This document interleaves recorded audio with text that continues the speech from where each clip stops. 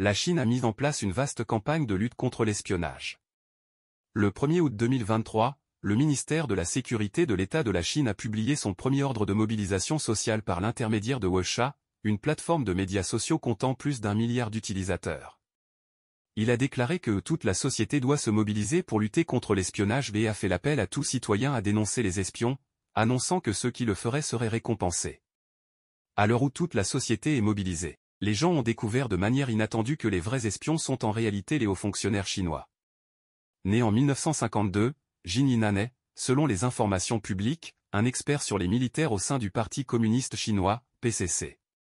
Gradé major général, il était directeur de l'Institut d'études stratégiques de l'Université de défense nationale de la Chine.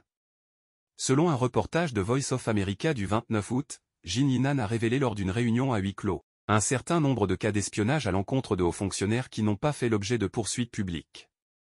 Il s'agit notamment des princes rouges et des envoyés diplomatiques. Certains d'entre eux travaillaient simultanément pour les services de renseignement de 5 pays, et il y a eu déjà des exécutions secrètes. Regardons le premier cas. Tong Daning était un ancien directeur du bureau de la Fondation chinoise de sécurité sociale. Il a été soupçonné d'espionnage, placé en détention le 21 février 2004 et officiellement arrêté le 26 mars 2004, puis exécuté le 23 mars 2006. Les communistes dégénérés abondent. Tong Daning avait divulgué tous les documents du bureau d'État et du bureau central aux autorités taïwanaises et leur fournissait des renseignements en continu. Il a même reçu un prix présidentiel de Taïwan. Grâce à ses révélations sur le changement du taux de change du RMB, Taïwan a évité une perte de 200 milliards de nouveaux dollars taïwanais, soit plus de 6,2 milliards de dollars américains. Voyons le deuxième cas.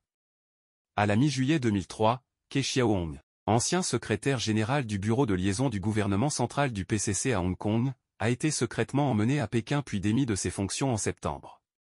Après avoir travaillé pour le journal Libération Army Daily, un média du PCC détenu par l'armée, Ke avait été muté à la succursale hongkongaise de l'agence de presse Xinhua en 1989.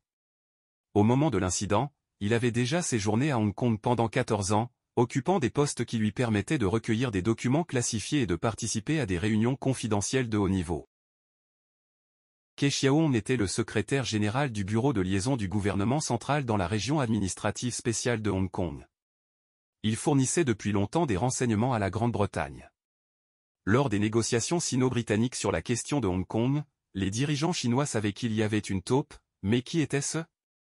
Ce n'est qu'en 2003 qu'ils ont découvert de qui il s'agissait. À l'époque, il était chef de la division de la documentation de l'agence de presse Xinhua à Hong Kong, c'était alors très pratique pour lui de fournir des documents. Lorsqu'il a été arrêté, il était déjà secrétaire général du bureau de liaison du gouvernement populaire central à Hong Kong. Voyons le troisième cas. Li Bin était un envoyé spécial pour les affaires de la péninsule coréenne. Les autorités de Pékin l'ont arrêté en décembre 2006 et l'ont condamné à 7 ans de prison pour des délits économiques. Li Bin, l'envoyé spécial du ministère des Affaires étrangères pour les affaires de la péninsule coréenne, est un énorme scandale pour nous. Il a été condamné à une peine relativement légère de 7 ou 8 ans, pas plus. Pourquoi?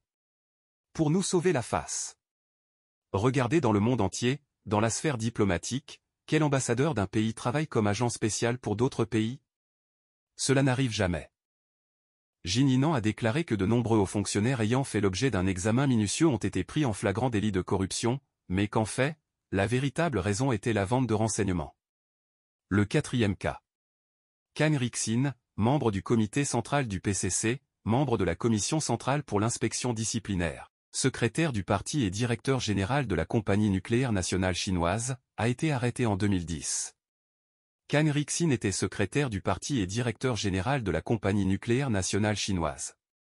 Il était le seul parmi les PDG des groupes aérospatiales, de construction navale et d'armement de notre industrie d'armement à être membre officiel du comité central et membre de la commission centrale d'inspection disciplinaire. Il s'est égaré et a trahi la situation du pays en matière de matière nucléaire. Il était une figure très importante pour nous. Je dis que c'est une absurdité de dire en ligne qu'il a détourné une telle somme d'argent. La vérité est que les informations qu'il a vendues dépassent de loin nos pertes économiques. Le cinquième cas. Lu Jianhua était membre de l'un des principaux think tanks chinois. Il avait l'habitude de fournir des rapports de recherche sur les politiques directement à l'ancien dirigeant du PCC Hu Jintao.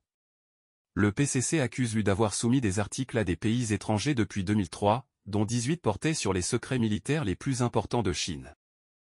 Le jeune génie de l'Académie des sciences sociales, Lu Jianhua, était un sociologue renommé, invité de la chaîne nationale CCTV. Il s'exprimait souvent avec éloquence à la télévision sur diverses questions sociales. Il a travaillé pour 5 agences de renseignement, les États-Unis, la Russie, le Japon, la Corée du Sud et Taïwan. Quel que soit celui qui le payait, il travaillait pour eux. Jin Yinan a également indiqué que ces communistes qui vendent des renseignements, viennent de tous les horizons, et l'armée ne fait pas exception.